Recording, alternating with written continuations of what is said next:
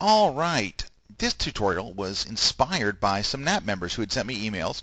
I've gotten these emails and they said basically they were unhappy with the results they were getting from shadow and highlight. And in their opinion, sometimes they'd use shadow and highlight, especially on photos of people, and it looked unrealistic. And I have to agree. It can look really unrealistic, but there's a couple of tricks you can do if you don't mind taking a few extra steps that make all the difference in the world and make shadow and highlight a really great and powerful tool.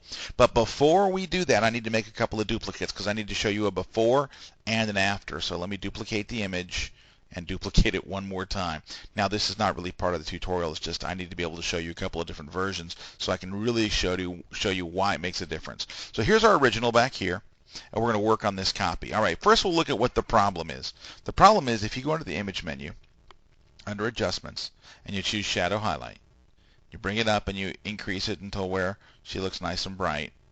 Well, if you click OK, you can look at the image. And to me, there's a couple of problems here. Number one is it just looks retouched. It looks fakey. It looks like you applied the shadow and highlight. I mean, I would look at this photo and go, oh, you applied shadow and highlight. It just looks that obvious to me.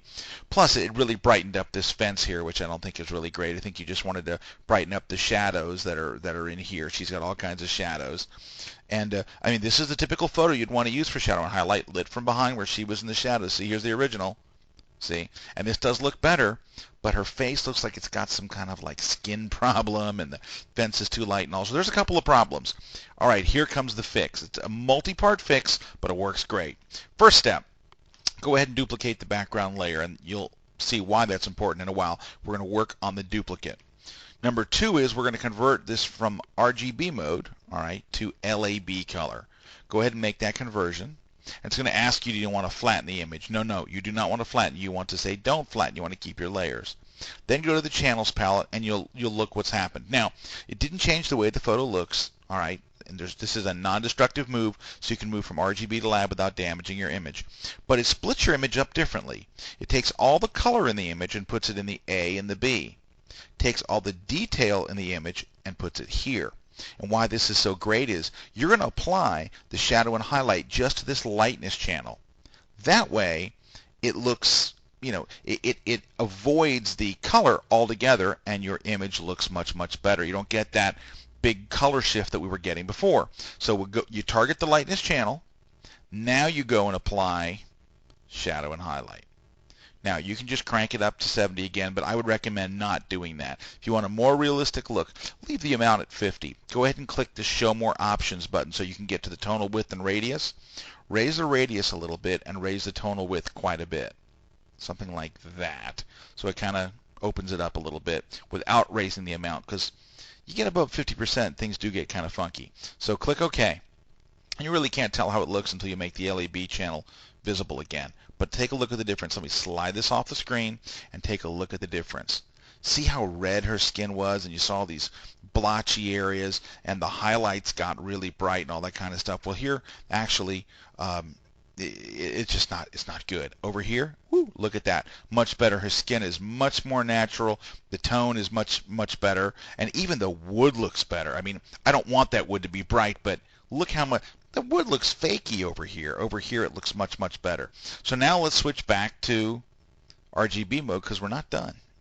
All right, we're going to take it one more step further. Let's go back over to our channels, to our layers palette, and you see we have a copy. It's brighter, so the brighter copy is on top. Hold the Option key on Mac or the Alt key on PC and click on this icon right here, the layer mask icon. And when you do, it adds a black mask over our image. So it adds a black mask over the brighter version. I'm going to zoom in so you can really see that. You can see here's the original version, here's the lighter version, but you can't see the lighter version because there's a black mask over it. Well, what's great about that is we need to reveal this brighter version just in certain areas. So we're going to go and get the paintbrush tool, choose a nice soft edge brush like we have here, something like this, or 65 or maybe even a little bit larger, and just go and paint over the areas that you want affected. So we'll paint over this side of her hair, but we will not paint over here. I'm not clicking the mouse over here. I'm just motioning.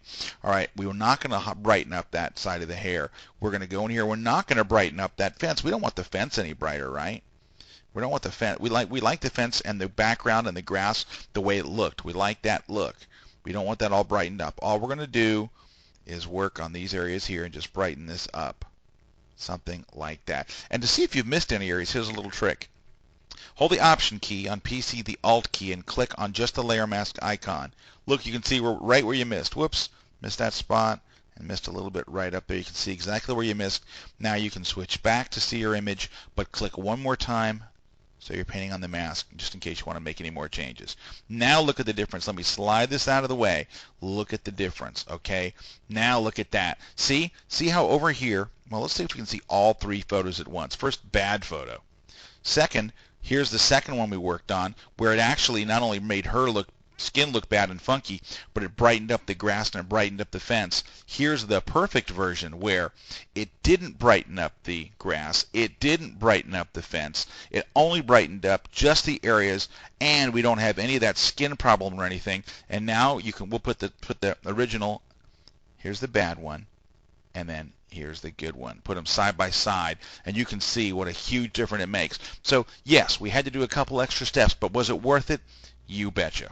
And I know that it's a little extra work, but you know what? You're a NAP member, which means you're serious about Photoshop, which means you really, really care about your photos, which means you probably don't mind making a few extra steps to get results like this. Well, thanks very much, guys, for giving me a few minutes, and I hope you learned something from it, and we'll check back in with you in a few weeks. Thanks a lot.